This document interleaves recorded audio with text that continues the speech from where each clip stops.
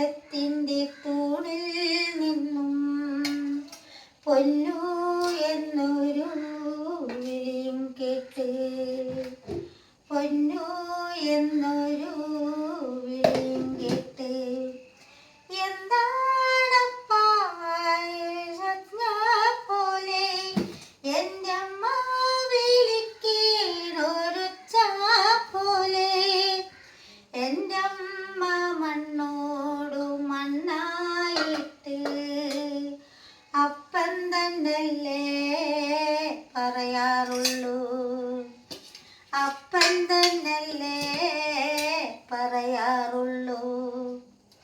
ആയ കഥ കേട്ടു കരയരുതേ പൊന്നു നീ, ആയ കഥ ഞാൻ ചൊല്ലിത്തരാം. അന്നൊരു വറുതി ദിവസം കള്ളക്കറിക്കിടകം തിന്നാനും കുടിക്കാനില്ലാത്ത കാലം. നീ അങ്ങു നീന്തി കളിക്കണ പ്രായം, അടിവെച്ചു നീന്തി കളിക്കണ പ്രായം.